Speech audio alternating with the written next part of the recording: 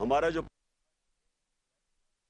17 जुलाई को उसमें भी ये रिजेक्ट हुए اور اس کے علاوہ بھی جو کراچی میں بائی الیکشن اور اس کے بعد جو ملاکنڈ میں ہوا سب میں ریجیکٹ ہوئے یہ.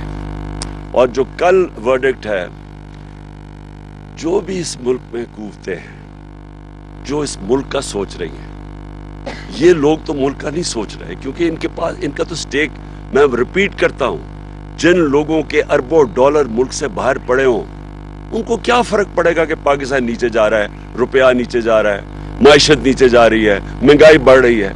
ان کا تو ایشو ہی نہیں ہے. ایشو تو پاکستانیوں کا ہے جو کہ یہاں جن کا جینا مرنا ہے اور ایشو ان اداروں کا ہے جن کا سٹیک پاکستان میں ہے.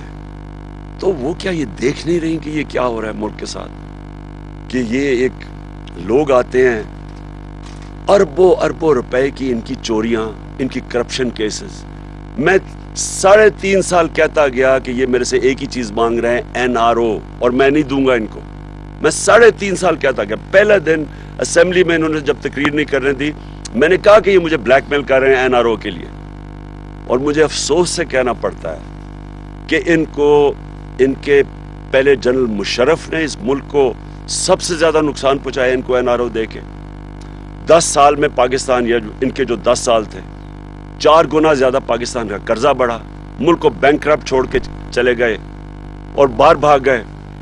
اور پھر جب ملک اٹھ رہا تھا پھر ان کو اوپر مسلط کر دیے گئے اور پھر NRO دلوایا ان کو. اور ساری قوم تماشا دیکھ رہی ہے کہ یہ یہاں صرف چھوٹا چور پکڑا جاتا ہے. یہ بڑے بڑے ڈاکوؤں کے لیے کوئی اور قانون ہے. ان کو کوئی ہمارا انصاف کا نظام نہیں پکڑ سکتا. یہ جب اور پھر NRO دلوایا ان کو. ساری قوم تماشا دیکھ رہی ہے کہ یہ یہاں صرف چھوٹا چور پکڑا جاتا ہے. یہ بڑے بڑے ڈاکوؤں کے لیے کوئی اور قانون ہے. ان کو کوئی ہمارا انصاف کا نظام نہیں پکڑ سکتا. یہ جب مشکل پڑے گی باہر بھاگ جائیں گے. اور ایسے باہر بیٹھے ہوئے ہیں بڑے بڑے محلات میں جس طرح کہ ان کی پتہ نہیں کوئی باہر کوئی کون سی بزنسز تھی. سارا پیسہ چوری کر کے باہر لے کے گئے. تو قوم نے ریفرینڈم دے دیا ہے. قوم نے واضح بتا دیا ہے. ان لوگوں کو ریجیکٹ کر چکی ہے قوم.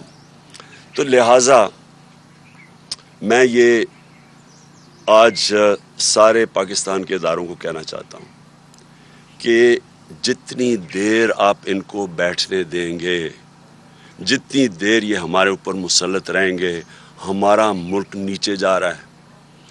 ہمیں کہا جی عمران خان نے آئسولیٹ کر دیا پاکستان کو. عمران خان کی فورن پالیسی اتنی بری تھی کہ اب ہم آئسولیٹ ہو گئے ہیں. میں جب امریکہ گیا تھا جس طرح ڈونلڈ ٹرمپ نے ہمارا استقبال کیا جس طرح مجھے اس نے رسپیکٹ دی اور میری ڈیلیگیشن کی سب سے پوچھ لیں. جنرل باجوہ گئے تھے تب. ان سے پوچھیں کسی سے پوچھیں کہ کبھی کسی پاکستان کے پرائم منسٹر کو اس طرح کی عزت دی ہے. اور جب ٹرمپ نے اس سے میرے جانے سے پہلے جب اس نے پاکستان کی تنقید کی کہ جی اس افغانستان میں ہمارا ڈبل رول تھا میری ٹویٹ ابھی بھی پڑھ لیں کہ میں نے اس کو کیا جواب دیا. تو اس کو پتا تھا یعنی اس کو سخت جواب بھی دیا. اس کے باوجود وہ عزت ان کے لوگوں کی کرتے ہیں جو اپنے ملک کی مفادات کی حفاظت کرتے ہیں. نیشنلسٹ ہوتے ہیں جو اپنی ذات کے لیے نہیں. یہ تو ان کو سب کو پتا ہے کہ ان کے پیسے باہر چوری کے پڑے ہوئے ہیں تو ان کی تو کوئی عزت ہی نہیں کرتا. اور جو بائیڈن کے ریمارکس ہیں مجھے یہ بتائیں کہ انہوں نے پتہ نہیں کروڑوں روپیہ ہمارا ڈالرز میں خرچ کیا جا کے بڑے بڑے ہوٹلوں میں ٹھہر کے وہاں جا کے ٹی وی شو کے اوپر منتیں کر رہے ہیں شہباز شریف جی ہمیں پیسے دے دو ہمیں ضرورت ہے ہم پیسے اپنے قرضے نہیں واپس کر سکتے. بلاول بھٹو چاروں طرف پھر رہا ہے وہ کبھی پاکستان کبھی آتا نہیں. سندھ کا برا حال ہے وہ ساری دنیا کے چکر لگا رہا ہے. تو کیا فائدہ ہوا اس ڈپلومیسی کا کہ جب اس نے پہلے تو ہمیں یعنی جو ملک ان کو مخالف سمجھتے ہیں چائنا اور رشیا اس کے ساتھ پاکستان کو بریکٹ کر دیا. کدھر گئی آپ کی ڈپلومیسی. اور پھر جو خطرناک بات اس نے کی ہے اس نے یہ کہا کہ پاکستان دنیا کی خطرناک جگہ ہے اور اس کے ساتھ نیوکلیر پروگرام کی بات کر دی. اب یہ ایک پرانا پاکستان کے خلاف پروپیگنڈا چل رہا ہے. یہ 1980 کی دہائی میں یہ اسلامک بوم کا پروپیگنڈا چلتا تھا مغربی اخباروں میں. لوگ کہہ رہے ہیں کہ اگر ہمارا نیوکلیر پروگرام نہ لیتے تو آج ہمارے اوپر حملہ نہ ہوتا. تو یہ ہمارے نیشنل سیکیورٹی کا ایشو ہے. اور اسی لیے میں ابھی آؤں گا بعد میں کیوں مارچ کرنا چاہتا ہوں, میں کیوں اتنی دیر ڈیلے بھی کرتا گیا, کہ شاید یہاں عقل آ جائے کسی کو کہ ان کے ہاتھوں اگر ملک رہا تو یہ ان کو کوئی فرق, پھر سے ان کو کوئی فرق نہیں پڑنے لگا. ان کے ایسٹس باہر پڑے ہوئے ہیں, ان کے سارا ٹبر باہر بیٹھے ہوئے ہیں, فرق اس قوم کو پڑے گا. لیکن اس سے پہلے میں ایک بات کرنا چاہتا ہوں. آج ہماری میٹنگ ہوئی, ہماری کنٹیمپٹ کیس بھی لگا, دہشت گردی کا کیس میرے اوپر ہو گیا, اور تب بھی میرا مسئلہ تو کسٹوڈیل ٹارچر کا تھا کہ ایک آدمی کو آپ کس قانون کے تحت آپ اس کو پکڑ کے, یا جو غلطی کی عدالت میں قانون بنے ہوئے ہیں, آپ جا کے ان کے اوپر ایکشن لیں. کس قانون کے تحت پکڑ کے اس کو مارا, ٹارچر کیا, ننگا کیا. وہ ایک اور جمیل فاروقی, وہ بھی وہ جرنلسٹ ہیں, وہ کہتے ہیں میرے سے یہ کیا گیا. عمران ریاض کو پکڑ کے ایک چھوٹے سے کمرے میں بند کر دیا گیا. تو لیکن جو عازم سواتی سے کیا, میں آج اپنی قوم کے سامنے یہ چیز اس لیے رکھنا چاہتا ہوں کہ ایک پاکستانی ہوتے ہوئے, اب میں یہ نہیں کہہ رہا کہ میں کسی پارٹی کا ہیڈ ہوں, پاکستانی ہوتے ہوئے یہ مجھے اتنی شرم آئی ہے کہ ہم اپنے لوگوں کو اس طرح ٹریٹ کر سکتے ہیں, کہ ہم ان کو اس طرح ذلیل کر سکتے ہیں. یہ ذرا سنیں آپ, میں ساری جو اعظم سواتی سے کیا ہے, 3 بجے صبح اس کے گھر کے, اچھا ٹویٹ تھی اس کی, بھئی اگر اس کی ٹویٹ تھی اور اس نے جذبات میں آ کے کوئی بات کہہ دی ہے تو اس کے لیے قانون بنے ہوئے ہیں. یہ کیا لکھا ہوا ہے کہ یہ ہونا چاہیے تھا کہ 3 بجے اس کے گھر اس کے لوگ آئے, یہ ایف آئی اے کے, اس کے بچوں کے, اس کے پوتے اور پوتی کے سامنے, 4 سال کی اور 8 سال کی, ان کے سامنے اس کو مارنا شروع کیا. ایک 75 سال کے آدمی کو اس کو مارا, نوکروں کے سامنے, گھر میں چیزیں توڑی, اور اس کے بعد اس کو پولیس اسٹیشن لے کے گئے. پولیس اسٹیشن سے ایجنسیز کے ہاتھ میں پکڑا دیا. یہ کس قانون کے تحت پکڑا ہے؟ یہ کون سا پاکستان کا آئین اجازت دیتا ہے کہ آپ پکڑ کے ان کو ایک آدمی کو ایجنسیز کے ہاتھ میں پکڑا دیں؟ اور ایجنسیز نے مزید اس کے اوپر تشدد کیا. ادھر جا کے انہوں نے اس کو ننگا کیا, ٹارچر کیا, سیکشلی ٹارچر کیا. اس نے عدالت میں آ کے بتایا کہ اسے کیا کیا. 75 سال کے آدمی سے, ملک کا سینیٹر, کتنا بڑا جرم تھا کہ جو اسے یہ کیا گیا. ساری دنیا کے اندر یہ خبر گئی. یہ سارے باہر کے واشنگٹن پوسٹ جیسے بڑے بڑے اخباروں میں یہ خبر گئی. اور خبر کیا گئی کہ پاکستان کے سینیٹر کے اوپر تشدد کیا, اس کو پکڑ کے جیل میں ڈالا. کیوں؟ کیونکہ اس نے آرمی چیف کی تنقید کر دی. آپ دنیا جمہوریت کے اندر یہ کوئی آرمی چیف کی تنقید کرنے پہ یہ ہوتا ہے؟ کیا یہ سزا ملتی ہے؟ سو دنیا کے اندر یہ شوق ہے, لوگ حیرت میں ہیں کہ یہ کیا ہوا ہے. سارے باہر کے اخباروں, میں نے پوری کٹنگ ہے جو باہر کے اخباروں کے اندر یہ چیزیں پبلش ہوئی ہیں, یہ ساری جگہ یہ خبر پبلش ہوئی ہے.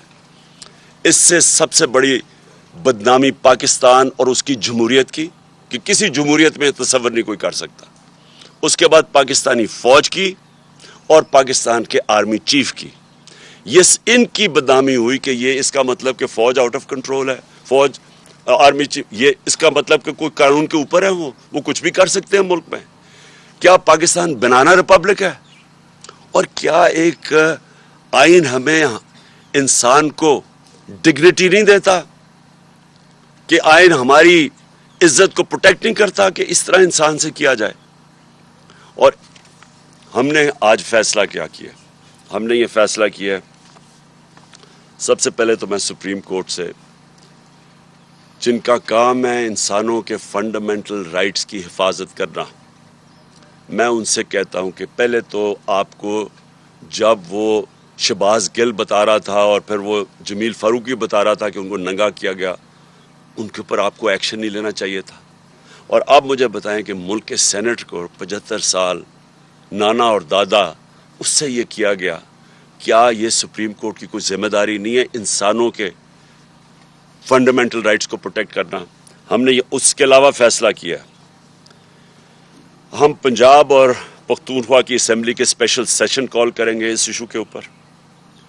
دوسرا, ہمارے سینیٹرز سپریم کورٹ میں پٹیشن فائل کریں گے. تیسرا, ہم انٹرنیشنل آرگنائزیشنز کو اپروچ کریں گے اب, جس کے اندر نمبر 1 ہیومن رائٹ کمیٹی جو جنیوا میں آن ٹارچر ہے, اس کی ICCPR جو ان کی ہے, اس کے مطابق اس کے اوپر ہم ان کے اوپر پورا لکھیں گے کہ اس سے کیا ہوا ہے. یونائٹڈ نیشنز کا جو اسپیشل ریپورٹر ہے ٹارچر کے اوپر, اس کے پاس ہم بھیج رہے ہیں یہ. یورپین یونین کے ہیومن رائٹس کا جو اسپیشل ریپرزینٹیٹیو ہے, ان کے پاس ہم یہ بھیج رہے ہیں ساری ڈیٹیلز. اور انٹرنیشنل پارلیمنٹری یونین بھی ہے پارلیمنٹیرینز کی, ان کے پاس بھی ہم یہ سارا بھیج رہے ہیں. اور مجھے بڑے افسوس سے کہنا پڑتا ہے کہ جو سینٹ کا چیئرمین ہے, مجھے افسوس سے کہنا پڑتا ہے کہ اس نے پروڈکشن آرڈر نہیں کیے. کس کے ڈر سے؟ کیا سینٹ کے چیئرمین کی یہ ذمہ داری نہیں تھی کہ اعظم سواتی کے پروڈکشن آرڈر دیتے؟ کس سے ڈرے ہوئے تھے وہ؟ اور میں آخر میں, جو آدمی ذمہ دار ہے اس کا, مجھے پتہ ہے کہ جب سے ایک آدمی کی پوسٹنگ ہوئی ہے اسلام آباد میں, اس طرح کی چیزیں ہونی شروع ہو گئی ہیں. یہ جو سارے تشدد کے کیس ہیں, جب سے وہ یہاں آیا تب سے ہوا ہے. اس کے خلاف ایکشن لینا چاہیے. یہ آدمی نے ملک کی بدنامی کر رہا ہے, یہ آدمی اس ملک کے آئین توڑ رہا ہے, اور یہ آدمی اداروں کو بدنام کر رہا ہے. یہ آدمی اداروں کے خلاف نفرتیں پیدا کر رہا ہے. اور اس نے اگر آرمی چیف کو خوش کرنے کی کوشش کی ہے, اور مجھے پورا یقین ہے یہ آرمی چیف کو نہیں پتا ہوگا کہ یہ جو ہوا ہے, اس نے نقصان پہنچایا ہے. اور میں آج ڈیمانڈ کرتا ہوں کہ اس کے اوپر ایکشن لیا جائے, کیونکہ جب سے یہ آیا ہے, کبھی کسی کو سوشل میڈیا کے لوگوں کو پکڑ کے دھمکیاں دے کو اٹھا کے لے جاتے ہیں.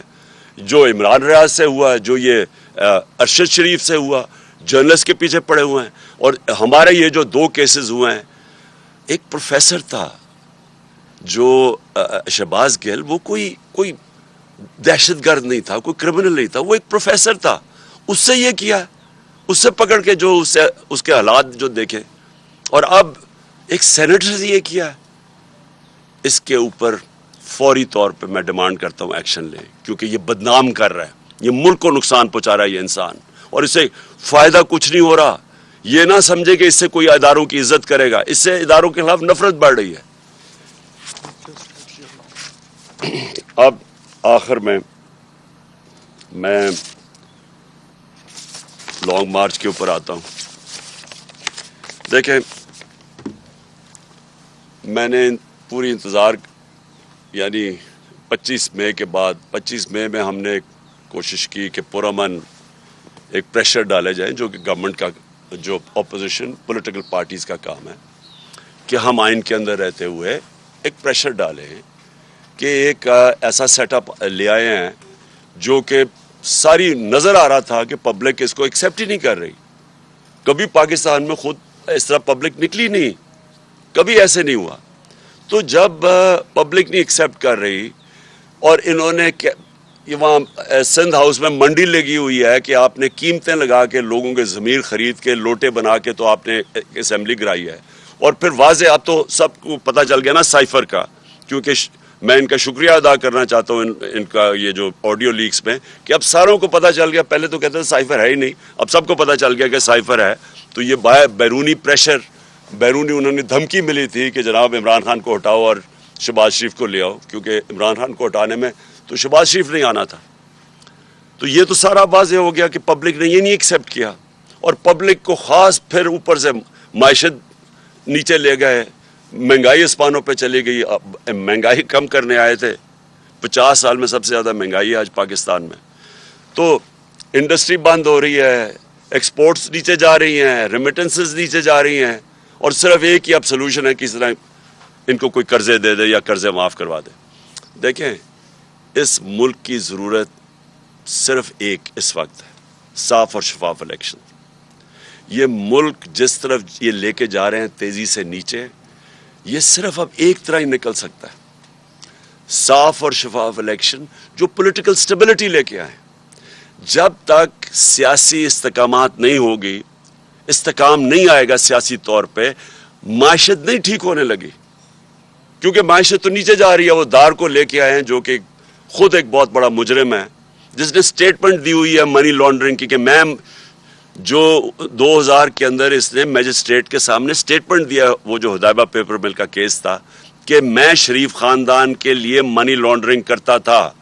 فلم بنی ہوئی ہے اس کے اوپر بی بی سی کی، کہ کیسے وہ قاضی فیملی لندن میں بیٹھی تھی، یہاں سے پیسے بھجواتا تھا، پھر ان کو لانڈر کر کے پاکستان لے کے آتا تھا. یہ ملک کو نہیں سنبھال سکتا ہے، ان کے پاس اب کوئی راستہ نہیں ہے. صرف مسئلہ اب یہ ہے کہ ڈرے ہوئے ہیں الیکشن سے اپنے، کیونکہ الیکشن سے ڈرے ہوئے ہیں. رزلٹ آپ کے سامنے ہے، ساروں نے مل کے بھی الیکشن لڑ گیا، اس کے باوجود یہ نہیں جیت سکتے. تو کیونکہ الیکشن سے ڈرے ہوئے ہیں، یہ ملک کو تباہی کی طرف دھکیلتے جائیں گے، الیکشن نہیں کروائیں گے. اس لیے اس وقت میں ان کو آج پھر وقت دے رہا ہوں.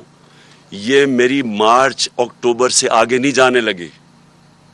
یہ اب سے لے کے اکتوبر میں کسی ٹائم اناؤنس کروں گا. میں ان کو ٹائم دے رہا ہوں کہ ابھی بھی آپ کے پاس وقت ہے. ملک کی خاطر اپنے آپ کو بچاتے بچاتے ملک کو تباہ نہ کریں. اور میں ابھی بھی کہتا ہوں کہ یہ ہے ٹائم آپ کے لیے الیکشن اناؤنس کرنے کا. اگر آپ نہیں کریں گے، یہ میں مارچ کروں گا. اور مارچ کی میری تقریباً تیاری مکمل ہے. اور میں آج اپنی قوم کے سامنے انشاءاللہ ایمان تو اللہ پہ ہے میرا، کامیابی تو وہ دیتا ہے، پاکستان کی تاریخ میں اس طرح پبلک نہیں نکلے گی جو اس مارچ پہ نکلے گی. میں ٹائم دے رہا ہوں، آپ کے پاس ہے، چند دن ہیں، اور اس کے بعد میں یہ اناؤنس کر دوں گا. ایک دفعہ مارچ ہو گئی اور ایک دفعہ پبلک جب سڑکوں پہ نکلاتی ہے، یہ یاد رکھیں کہ اب تک ہماری ساری 6 مہینے کی سٹرگل آپ دیکھ لیں، آئین کے بیچ میں رہ کے کیے. ہم نے جلسے کیے ہیں، پبلک دکھا دیا کہ پبلک کدھر کھڑی ہے. جلسوں میں کبھی اتنے بڑے جلسے نہیں ہوئے. ہم نے یہ بھی دکھا دیا کہ جب الیکشن آیا 17 جولائی کا، تب بھی کہ پبلک کدھر کھڑی ہے. اب پھر الیکشن میں، بائی الیکشن جو بھی بیچ میں، سب کو پتہ پبلک کدھر کھڑی ہے. اور یہ مارچ میں پتہ چل جائے گا کہ پبلک کدھر کھڑی ہے. ایک چیز آخری میں میری بات کہ دیکھیں سری لنکا میں کیا ہوا. سری لنکا میں پبلک جب خود آ جاتی ہے سڑکوں کے اوپر، اور وہ صرف 2.5 کروڑ لوگوں کا ملک ہے، یہاں ہے 22 کروڑ لوگوں کا ملک، اور یہاں ایک دفعہ پبلک سڑکوں پہ آ گئی، یہاں کوئی کسی کے پاس طریقہ نہیں ہے کہ اس کے بعد کیوس کو کون روکے گا. اور ابھی تک سڑکوں پہ کیوں نہیں آئی؟ جو انہوں نے خاص طور پہ یہ جو 5 مہینے میں انہوں نے جو مہنگائی کی ہے 50 سال میں سب سے زیادہ، جو بجلی کے بل، ساری چیزیں جو مہنگی ہوئی ہیں اور انڈسٹری بند ہو رہی، اس لیے سڑکوں پہ نہیں آئی. کیونکہ ایک پولیٹیکل پارٹی ان کو منظم طریقے سے احتجاج میں لے کے جاتی ہے اور واپس لے آتی ہے. لیکن ایک دفعہ جب ہم مارچ اناؤنس کر دیں گے اور اس وقت پبلک سڑکوں پہ اوپر آ جائے گی، تو یہ پھر یہ یاد رکھنا کہ وہ اور جس طرح کی پبلک نکلے گی، وہ پھر اس کا کوئی گارنٹی نہیں کر سکتا کہ جب اتنی پبلک اور جتنی تعداد میں انشاءاللہ پبلک نکلے گی تو اس کا پھر کیا نتیجہ آئے گا. تو میں اس لیے آخر میں جو ہر کوئی جو پاکستان میں اس کے اوپر کچھ کر سکتا ہے، میں ان ساروں کو اور ان پولیٹیکل پارٹیز کو بھی کہنا چاہتا ہوں کہ دیکھیں آپ کے پاس ٹائم اب زیادہ نہیں ہے. ہم یہ اکتوبر کے آگے نہیں جانے لگے. ہم نے فیصلہ کر چکے ہیں. ہماری تیاری جس طرح میں نے کہا تقریباً مکمل ہے، اور میں یہ کسی وقت بھی چند دنوں کے بعد میں یہ اناؤنس کر دوں گا. ہر پریس کانفرنس میں ہم سوال کرتے ہیں کہ مذاکرات ہو رہے ہیں کیا تحریک انصاف کے کسی کنفیوژن ہے خان صاحب، ابھی تک واضح طور پہ نہیں کہا جا رہا. کیا واقعی کسی لیول پہ مذاکرات تحریک انصاف کے ہو رہے ہیں؟ خان صاحب اسی کے ساتھ ایک یہ جوڑ لیں کہ آج سینئر صحافی ان کا بھی آپ سے بند سن رہا تھا، انہوں نے یہ انکشاف کیا کہ کل کے نتائج کے بعد کوئی 4 سینئر ترین جرنل جو ہیں وہ آپ سے ملے ہیں. تو اس کی ذرا وضاحت کر دیں کہ کیا واقعی یہ درست ہے؟ اور جو ٹکا ثانی نے سوال کیا کہ مذاکرات اگر ہو رہے ہیں تو کس چیز؟ دیکھیں مذاکرات کیا میں کہوں کہ ہو بھی رہے ہیں، نہیں بھی ہو رہا ہے. یعنی ان کے اندر ابھی تک کوئی جو بھی تھوڑی ہماری بیک چینلز پہ ہوا ہے، کوئی اس طرح کی क्लैरिटी नहीं है अभी तक. वो क्लैरिटी मुझे पता क्यों नहीं है, क्योंकि वो नवाज शरीफ डरा हुआ है इलेक्शन से. वो जब तक नहीं फैसला करेगा इलेक्शन नहीं होगा. अब उसको खौफ आया हुआ है कि अगर ये सारी पार्टीज ने मिल के भी और फिर भी नहीं जीत सके, तो उनको खौफ आया हुआ है कि इलेक्शन अगर होंगे तो वो हार जाएगा. और वो डरा ये हुआ है कि अगर और वो चाहता ये है कि ये खींचते जाएं इसको, बेशक मुल्क का बेड़ा गर्क हो जाए, क्योंकि पैसा उसको तो फर्क ही नहीं पड़ता मुल्क का बेड़ा गर्क हो. तो लेकिन वो ये चाहता है कि अगर शायद ये लंबा चलता जाए तो ये जो वेव है तहरीक इंसाफ का, ये नीचे आना शुरू हो जाएगा. और मैं ये सुन रहा हूँ पिछले 6 महीने से कि जी अब गर्मी आएगी तो कम हो जाएगा, अब रोज़े होंगे तो वेव कम हो जाएगा. फिर किसी ने कहा जी अब ये तो वेव तो बढ़ता जा रहा है. तो लेकिन वो डरा हुआ है कि वो चाहता है कि थोड़ा टाइम लंबा हो, 10 महीने 1 साल हो जाए, ताकि वेव कम हो, तब इलेक्शन करवाए. और तब तक मुल्क को जो नुकसान होता है उसका फिक्र ही नहीं, क्योंकि वो तो बाहर बैठा हुआ है. उमर से एक सेकंड जरा उमर से कर लें सर, उसकी परसों शादी जी, हुई है, हाँ, इसलिए हाँ. इम्पोर्टेंट है उसकी. जी उमर, बताइएगा, अभी जो कल ज़िमनी इंतखाब हुआ उसमें जो वोटों का तनासब हुआ, आपके वोटों में इजाफा हुआ. पहली बार लोग ये बात कर रहे हैं कि जो जलसों का मॉब है वो वोटर्स में कन्वर्ट हुआ. सर एक तो ये बताइएगा कि अभी जो आप देख रहे हैं, अगर इंतखाबात होते हैं तो क्या आपकी पार्टी जो आपने टिकटें तकसीम करनी है, आपकी वो प्लानिंग भी आपने की हुई है कि उस हिसाब से आप जो टिकट तकसीम करेंगे उसमें, क्योंकि लोगों ने आपको वोट ज़्यादा दिया, लेकिन दूसरे अगर कैंडिडेट मुल्तान की बात करें तो वहाँ पर आपकी जो पार्टी है वो हारी है. तो क्या आपको लगता है कि उसमें जो मौरूसी सियासत का एक अंसर था वो आपकी PTI के लोगों ने उसको कबूल नहीं किया? एक तो सर ये बता दें, और साथ सर एक साथ ये छोटा सा क्वेश्चन ये भी है कि जो आपका 25 का जो लॉन्ग मार्च था उसमें और जो आप अनाउंस करेंगे उसमें सर फ़र्क क्या होगा? देखिए पाकिस्तान बदल गया, और ये जो वो नवाज शरीफ और ये जरदारी 90 की सियासत कर रहे हैं, उनको पता नहीं है कि मुल्क चेंज हो गया. और मुल्क बड़ी तेज़ी से चेंज हुआ है, जिसके अंदर सोशल मीडिया का बहुत बड़ा रोल है. क्योंकि जो सियासी शऊर अब आया है वो कभी पहले था ही नहीं. ऊपर से सोशल मीडिया एक नई किस्म की डेमोक्रेसी है कि जिसके पास फ़ोन है उसकी आवाज़ है, ये कभी पहले था ही नहीं. तो जो पुराने ज़माने में रह रहे हैं ना, ये जो नवाज और जरदारी, इनका टाइम ख़त्म हो गया. मैं ये आपको बता रहा हूँ कि ये अब जो भी कर रहे हैं ये नहीं जीत सकते, इन्होंने अब हारना है. जहाँ तक आपने कहा ना कि 25 और अब में क्या फ़र्क है, फ़र्क ये है कि 25 में हमने एक पुरअमन एहतजाज की कॉल दी, और हमें कोई अंदाज़ा नहीं था कि इस तरह की शेलिंग होगी. लोगों को उठाए 2 दिन पहले घरों में घुस के जो इन्होंने तशद्दुद किया घरों के ऊपर, औरतें थी वहाँ, यानी मैंने तो कभी पाकिस्तान में ऐसा नहीं देखा. इस बारी जो हमारी तैयारी है वो ये जो भी करेंगे ये फेल हो जाएंगे, क्योंकि वो तैयारी अब ऐसी है कि हमने पूरा, मुझे पता है कि राना सनाउल्लाह जैसे मुजरिम का ज़हन तो किसी बेवकूफ़ को भी पता है कि वो उसमें अकल तो है ही कोई नहीं. वो डंडा मारो जी, ये मारो ये मारो, और मैंने जो ड्रोन कर दिया तो वो ऊपर से ये कर देंगे. उस बेवकूफ़ को ये नहीं पता कि उसको मौका ही नहीं मिल रहा है ये चीज़ें करने का जो मैं कर रहा हूँ. अब माइक ले लें सर, माइक में क्वेश्चन सर, माइक ले लें, माइक सरदार साहब कर लें. जी बोलो. अच्छा, खान साहब ये फरमाइएगा कि आपका जो एहतजाज है और आपके एहतजाज और गवर्नमेंट जो है वो मुज़ाकरात नहीं करती, तो आप भी मार्च करते हैं, तो इस तनाव की वजह से कहीं ऐसा तो नहीं कि जमहूरियत की जो है बिसात वो लिपटने के चांसेस हैं? और दूसरा ये कि जो सरकारी अफसरान अलाकार बन के जर्नलिस्टों को, पॉलिटिशियंस को वो स्क्रू कर रहे हैं, क्या उनकी वो लिस्ट आप बना रहे हैं कि नहीं? Thank you. देखिए मैं आपको एक बात बताऊं कि जो इस दौर के अंदर ये 6 महीने के अंदर जिस तरह की फैशिज्म हुई है,